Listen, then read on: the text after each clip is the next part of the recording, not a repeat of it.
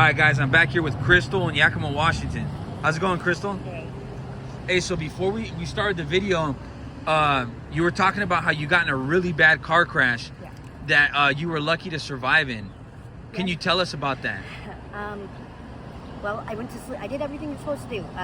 My tire exploded. I waited all night for a friend to bring me a spare. They finally show up. We get the tire on. It's like daylight.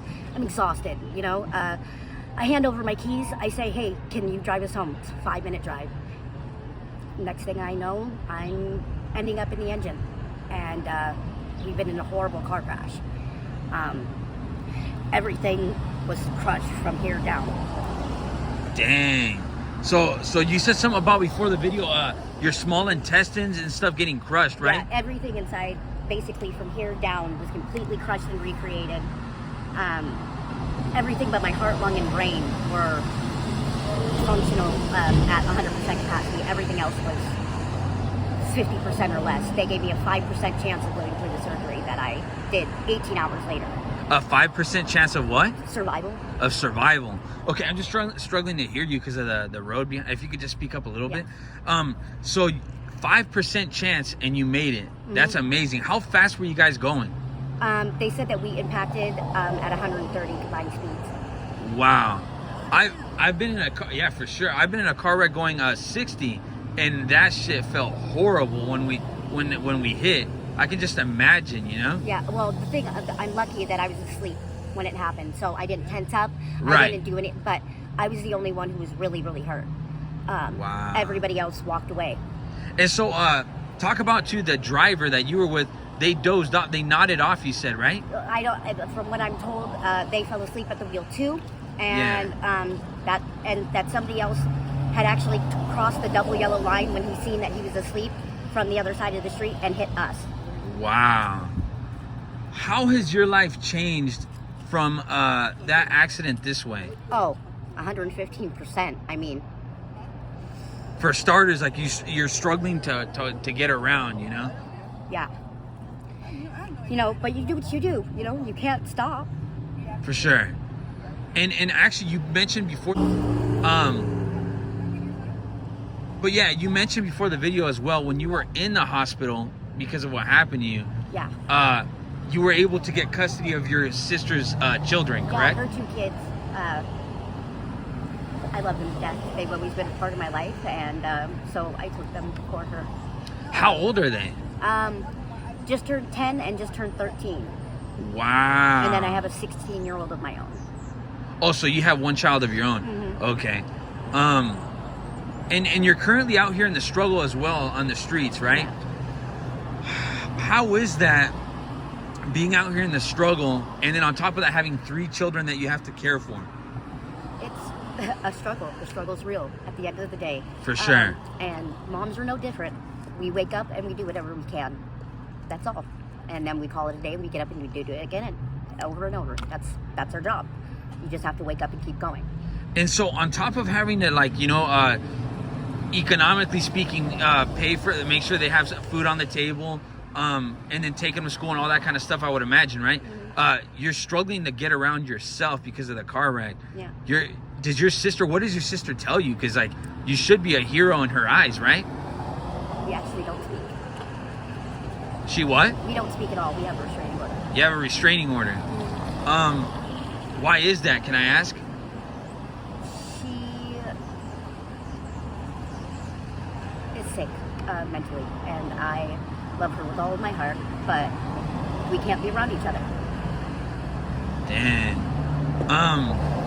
So currently, like, you're out on the streets, but can you go into detail about that? Like, do you stay at hotels? Do you stay, like, where do you stay? Well, honestly, kind of couch surf with a lot of my friends and stuff. You know, every once in a while, I'll have to sleep in a tent, but, you know, I won't have my kids with me those nights, so. Yeah. So where are your kids at whenever you don't have them? With my mom. With your mom? Okay. And what does your family tell you about the current struggle you're going through? What do they say? Nothing. The struggle's real. We all have to struggle and figure things out on our own, you know? Yeah, we all have different struggles. Yeah, I mean, sure. Everybody's struggle is different, but your struggle is your own, and you got to figure it out. For sure, we got to figure it out. Dang. What message do you have for the youth about homelessness? It can happen to anyone. You know, I went from working 180 hour every 2 paychecks, having a 5-bedroom apartment in Seattle with 2-car garage, spiral staircase, the whole bit, and my kids, and then all of a sudden I lost my job. And I got What job was it? I was a security guard. Oh, wow. And this was before the car wreck? Yeah. Wow. You've had it pretty rough, you know? Yeah. It can happen to anyone. It takes 1 second. As a result of all the things that you've been through and being out here in the streets, have you had to turn to any substances at all? For pain, sometimes, yes. I could see that. What drugs?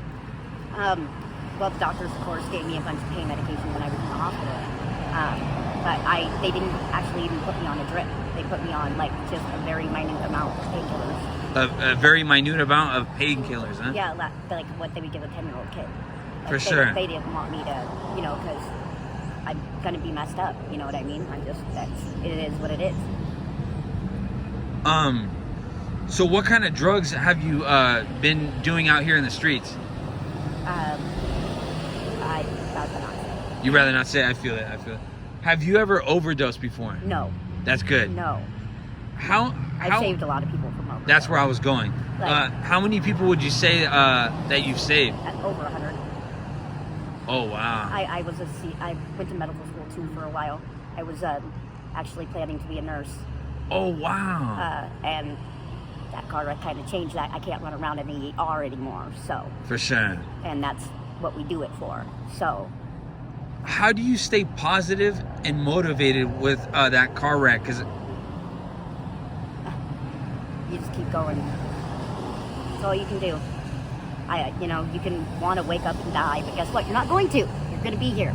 So you got to figure it out. So you have to utilize the walker. Why is it? Is it what is it that's messed up that's hurting you? The doctors, when they put the titanium rods in me, I'm allergic to nickel. So basically, my body is rotting from the inside out, and Your body's what? Rotting from the inside out, basically from the infection, because the infection's gone all the way down to the metal. So right now, I'm dying from that same metal that they put in there. Yeah. Wow. And what do the doctors say about that situation?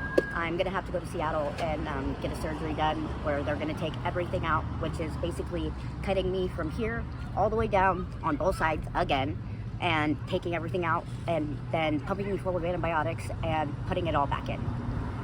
Wow. Yeah, that's a lot. Yeah. Yep, it is. I already did it once.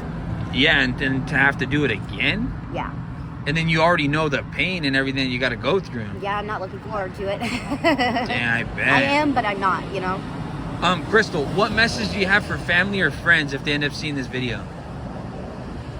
I love you guys, and hey, everything happens for a reason. For sure. Would you be okay with doing a follow-up interview in the future? Sure. And would you be okay with me posting this on my YouTube channel? Uh-huh. Awesome. Thank you, ma'am.